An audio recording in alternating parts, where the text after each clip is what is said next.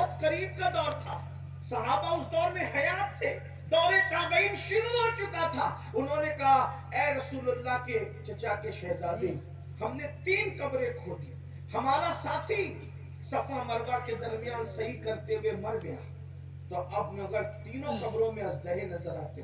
فرمایا اگر روئے زمین کا چپا چپا کھود لو تو بھی تمہیں یہ ازدہا ملے گا، جا اسی میں ڈال دو اس کو. جیسے کرتوت ہے پھر جاؤ، اس کا وہ حقدار ہے. سرکار ابن عباس نے فرمایا اسی میں دفن کرو. آپ سوچتے ہوں گے آج کل ہمیں یہ کیوں نہیں دکھتا؟ بھائیوں ہم غافل لوگ ہیں، یہ دکھے گا تو ہم خود مر جائیں گے، کئی لوگ مر جائیں گے، اس لیے اللہ دکھاتا نہیں. ورنہ اندر تو وہی ہے جو کل ہو رہا تھا، جو جس کا حقدار تھا اس کے ساتھ آج بھی وہی ہو رہا ہے، لیکن اللہ دکھاتا نہیں کیونکہ ہم برداشت کرنے کی طاقت نہیں رکھتے. جو چپکلی اور چوہے اور اپنے سائے سے ڈرتے ہیں وہ یہ مناظر کب دیکھ سکتے ہیں؟ یہ تو اللہ والے لوگ تھے جن کو اللہ نے دکھایا، اللہ نے جنہیں دکھایا اور انہوں نے بیان کیا، لکھا تاکہ ہم ہوشیار ہو جائیں. سرکار ابن عباس نے فرمایا اسی وقت اس کو وہی دفن کرو. کرتوت ایسے ہیں. جب لوگوں نے دفن تو کر دیا، اس کے بعد لوگوں کو تجسس تھا یار سفر حج میں اور صفا مروہ کی صحیح کرتے ہوئے جناب حاجی صاحب مر گئے، لیکن پھر بھی ازدہوں کی لپیٹ، کچھ تو ہوگا، کیا ہوگا؟ ذرا اس کی بیوی سے پوچھا، بتاؤ، قسم دے کر پوچھا سچ بتانا کہ کیا کرتا تھا؟ تو بتایا کہ وہ کرانے کی دکان چلاتا تھا اور وہ ملاوٹ کر کے چیزیں بیچتا تھا.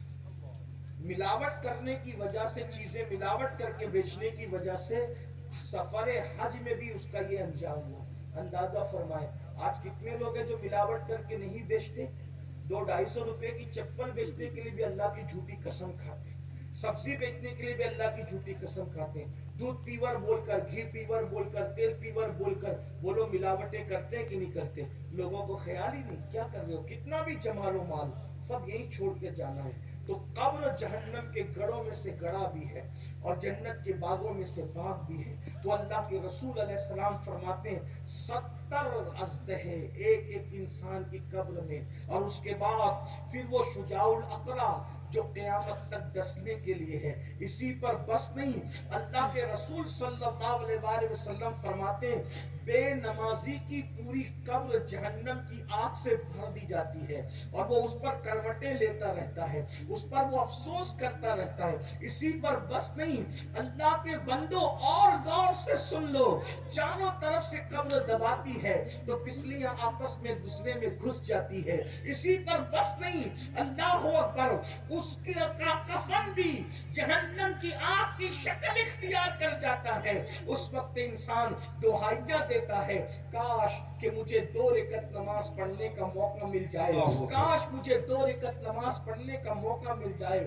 تو اس انسان کو کہا جاتا ہے بندے تجھے وقت تو دیا گیا تھا لیکن تو نے اس کا فائدہ نہیں اٹھایا. بس اب اپنی بات کو سمیٹتے ہوئے عرض کروں، میرے آقا صلی اللہ علیہ وسلم کے دیوانوں، ہر چیز کا اینڈ اس پر ہے کہ آدمی کچھ بھی کر لے، اگر وہ سچی توبہ کر لے اللہ اس کو بخش دے، بے شک اللہ اس کو معاف کر دے. بے شک توبہ ایک ایسی چیز ہے.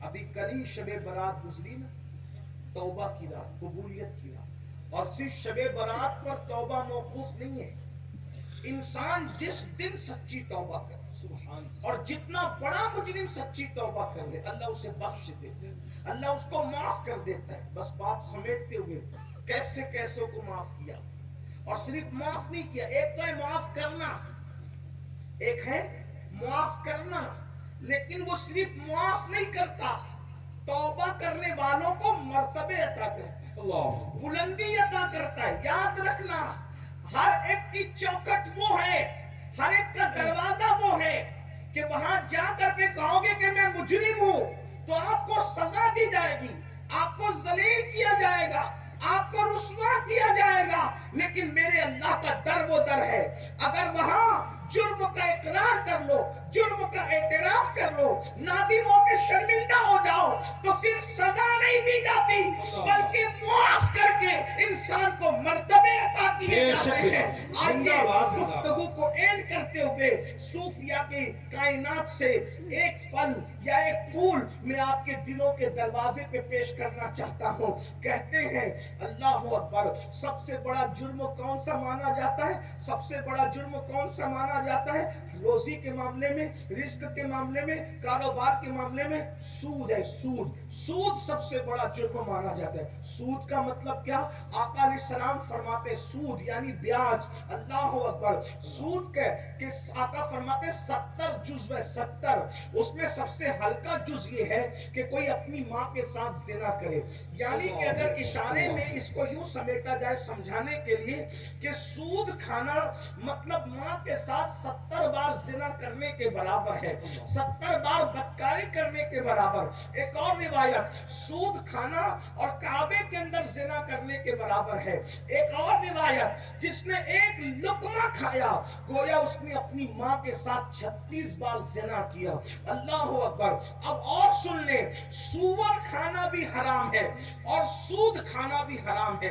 खिंजीर सूअर खाना भी हराम है और सूद खाना भी हराम है, मगर सूद खाना सूअर खाने से ज्यादा बुरा है। सूअर का गोश्त खाने से ज्यादा बुरा सूद खाना है। क्यों?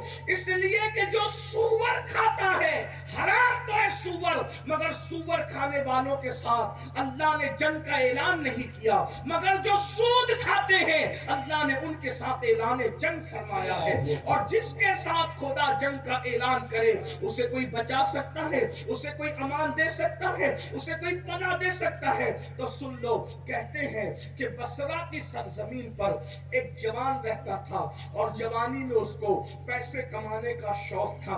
वल्लाह तल्ला बिल्लाह, मेरी बात को बुरी तरफ मत ले जाना, बेअदबी की नियत से नहीं बल्कि अंदाजे बयां ताकि लोगों को समझ में आए। अल्लाह अकबर। एक जवान है, बसरा की जमीन पे रहता है, बड़ा खूबसूरत है, बड़ा हसीन है, बड़ा जमील है, लेकिन जवानी में पैसे कमाने का शौक सबको होता है, तो उसको भी माल कमाने का शौक हो गया और उसी माल के शौक ने उसको सूद का धंधा करने की तरफ लगा दिया। और उस जवान को दुनिया हबीब कहती है। हबीब ने सूद का धंधा जो शुरू किया, जब सूद के मामले में हबीब बदनाम हुआ तो हबीब को लोगों ने, बसरा के लोगों ने हबीब सूद खोर के नाम से जाना और लोग उसको हबीब सूद खोर कहा करते थे। और हबीब का हाल ये था, जब वो किसी के दरवाजे पर अपनी रकम लेने के लिए जाता हबीब, तो अल्लाह अकबर, उस वक्त तक के टलता नहीं था जब तक ले ना ले। और अगर लोग टालना चाहें तो कहते थे ठीक है, मेरे पैसे तुम नहीं दे सकते, उस दौर में पैसे का दौर ना रहो, लेकिन समझाने के लिए तमसीला नस कर रहा हूं, अगर मेरे पैसे तुम नहीं दे सकते तो अब मुझे कोई ना कोई चीज दो, मैं खाली नहीं जाऊंगा। और ये जो चीज दे रहे हो उसमें ऐड नहीं होगी, बल्कि मैं उसको अलग से लेके जाऊंगा, खाली जाने का सूद भी मुझे चाहिए। यानी ये उसकी कैफियत थी।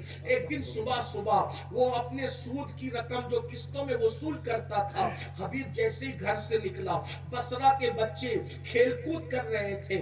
ऐसे में हबीब को देखकर उन नन्हे नन्हे बच्चों ने कहा, हटो हटो, अरे बच्चों हटो, हबीब सूद खोर आ रहा है, अगर इसके पैरों की गर्द हम पे पड़ गई तो हम भी बदबख्त हो जाएंगे, अल्लाह हमसे नाराज हो जाएगा। नन्हे नन्हे बच्चों से हबीब ने अपने बारे में सुना तो दिल पे चोट तो लगी। हबीब, इतने बुरे दिन आ गए तुझे, इतने बुरे दिन तू देख रहा है कि नन्हे नन्हे से बच्चे भी तुझसे नफरत करते हैं, तेरे पैरों की धूल से भी नफरत करते हैं। हबीब क्या हो रहा है? लेकिन अल्लाह अकबर, जब दिल सख्त हो जाते हैं तो जल्दी से बातें असर नहीं करती।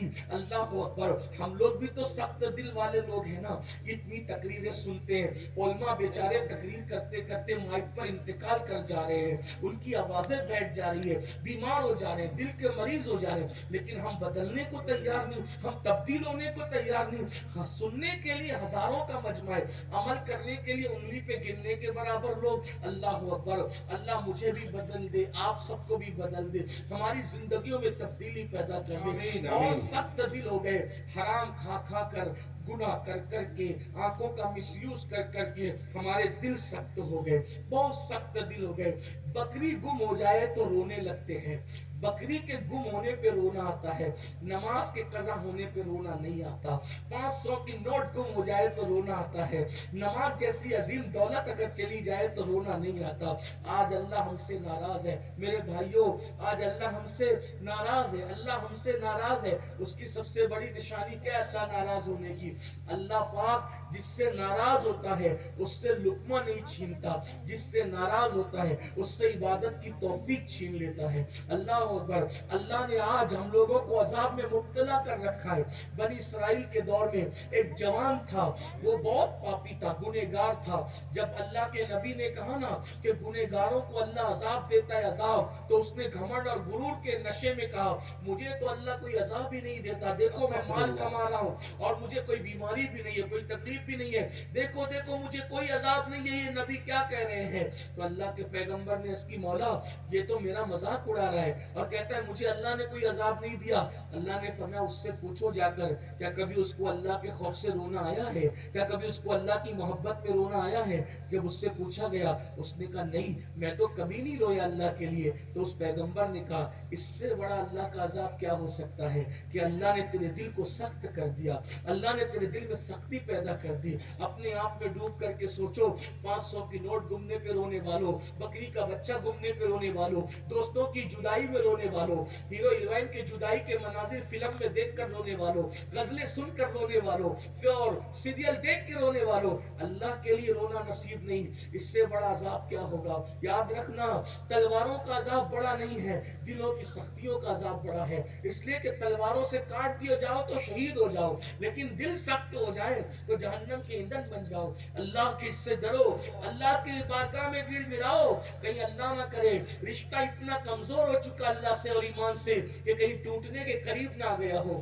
اللہ کی بارگاہ میں معافی مانگو، بہت بڑا خسارہ، بہت بڑا خسارہ، ایک دن مرنا ہے۔ تو عرض یہ کر رہا تھا کہ حبیب سود خور کو احساس تو تھا کہ بچے مجھ سے نفرت کر رہے ہیں، بہرحال وہ اپنے کام پہ چلا گیا، ایک جگہ جا کر کے دروازے پہ دستک دی اور کہا میرا آج کی تاریخ ہے، لاؤ میری رقم ادا کرو۔ آواز آئی ایک عورت کی، حبیب تمہارا انتظام کرنے میرے شوہر گئے ہیں، گھر میں کچھ نہیں ہے، ہم بہت تکلیف میں بہت پریشان ہیں، ایک کام کرو ابھی چلے جاؤ حبیب، تمہارے گھر لا کے پہنچا دیں گے، آپ بھی کے انتظام کے لیے گئے ہیں۔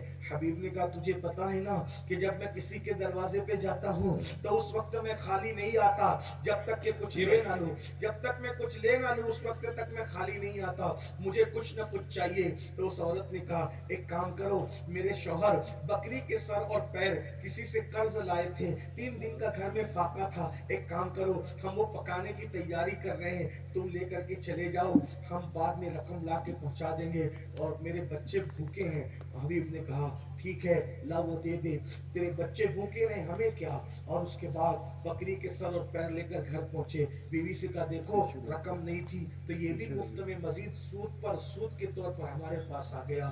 بیوی نے کہا حبیب بہت ہو گیا حبیب، ایسا نہ کرو حبیب، اللہ اوپر لوگوں کی بددعا نہ لو حبیب۔ اس نے بہت سمجھانے کی کوشش کی لیکن ہانڈی میں وہ بکری کے سر اور پیر پکانے شروع کیے، خوشبو اٹھنے لگی، کیونکہ جب پائے پکتے تو خوشبو آتی ہے۔ دروازے پہ دستک ہوئی، دروازے پہ دستک ہوئی، دروازہ کھولا حبیب نے، ایک فقیر تھا، مرد درویش تھا، اور مرد درویش نے کہا حبیب تیرے گھر سے کتنی اچھی کھانے کی خوشبو آ رہی ہے، کچھ مجھے بھی کھلا دو۔